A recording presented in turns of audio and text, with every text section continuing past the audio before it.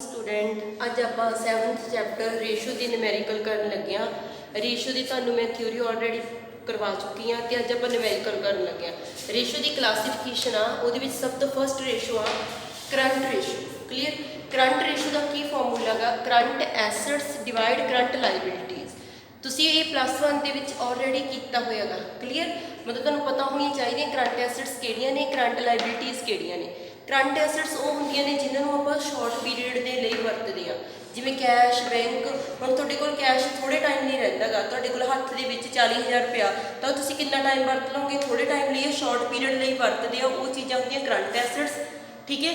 Current assets किहड़ियां cash bank stock bill receivable prepaid expense marketable securities debtors. ठीक है। Debtors कौन होंगे आ जिन्हों ने पैसा लेना होंदा लैंदा। क्लीयर।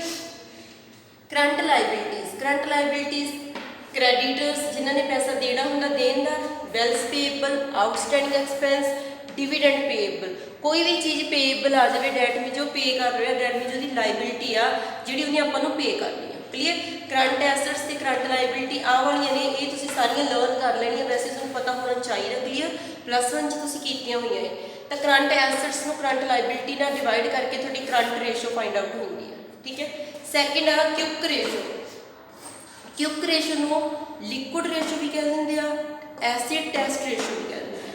क्विक रेशो आ जाए लिक्विड रेशो आ जाए एसिड टेस्ट रेशो आ जाए सेम नाम आए। ठीक है। कोई भी कुछ भी इन्होंने कुछ भी आ सकता। क्लीयर। तो यह फॉर्मूला गा क्विक एसेट्स जे लिक्विड रेशो क्या तो लिक्विड एसेट्स लिख दियो इतने नीचे करंट लाइबिलिटी लिखनी है। करंट लाइबिलिटी थोड़ी ऑलरेडी आ गई पता होनी चाहिए। क्लीयर। क्योंकि एसेट्स हम कितना फाइंड आउट होंदियां ने जिन्नियां करंट एसेट्स ने उहदे विचों स्टॉक ते प्रीपेड एक्सपेंस माइनस कर दो। जिद्दां देखो स्टॉक ते प्रीपेड एक्सपेंस आ गया ये दोनों चीज़ां करंट एसेट्स चो लैस कर दो थोड़ियां क्विक एसेट्स आ जाएंगे। क्लीयर। ये दो फॉर्मूले आ करंट रेशो ते क्विक रेशो। ठीक है। हुण आपां एक न्यूमेरिकल लै लैंदे आ जिहदे बेस ते तुहानूं ये दोनों चीज़ां फाइंड आउट करनी पता लग जाए। Calculate current ratio and quick ratio की कहते कैलकुलेट करो करंट रेशो तो क्विक रेशो आ थोड़ा स्टेटमेंट दी हुई है। क्लीयर। कैश इन हैंड 25,000 आ cash at bank 18 debtors 22,000 stock 32,000 bill receivable 15,000 plant machinery 65,000 creditor 28,000 bill payable 15,000 outstanding expense 8,000 prepaid expense 6,000 dividend payable 10,000। हुण तुसीं इहदे विचों करंट एसेट्स अलग कर लेनी है करंट लाइबिलिटी अलग। Formula current ratio equal to current assets upon current liability. Cash in hand किया current assets cash at bank किया करंट एसेट्स डेटर किया करंट एसेट्स स्टॉक किया करंट एसेट्स बिल रिसीवेबल किया करंट एसेट्स। प्लांट ते machinery नहीं लेना क्यों क्योंकि ये किहड़ी आ फिक्स एसेट्स आ। फिक्स एसेट्स किहड़ियां होंदियां ने जिन्होंने आप लॉन्ग पीरीयड तक वरतते हैं जिवें लैंड बिल्डिंग प्लांट मशीनरी ये मतलब अपने 3-4 साल 5 साल मतलब इन्होंने आप वरतते हैं आफ्टर डेट आप इन्हों की रीप्लेसमेंट कर देंगे हैं। क्लीयर। वो होंगे फिक्स एसेट्स इस करके प्लांट की मशीनरी आप नहीं लैनी अकॉर्डिंग टू फॉर्मूला आपको करंट एसेट्स की करंट लाइबिलिटी ही चाहिए। ठीक है। प्रीपेड एक्सपेंस भी किया करंट एसेट्स। हम देखो cash in hand 25,000 cash at bank 18,000 plus debtors 22,000 stock 32,000 bill receivable 15,000 तो प्रीपेड एक्सपेंस 6,000 इन्होंने सारे प्लस करके तुहाडा करंट एसेट्स आ गए। हुण current liability creditors bill payable outstanding expense dividend payable इन्होंने प्लस कर लिया क्रेडिटर नूं बिल पेएबल नूं आउटस्टैंडिंग एक्सपेंस डिविडेंड ये तुहाडा इन्ना आ गया।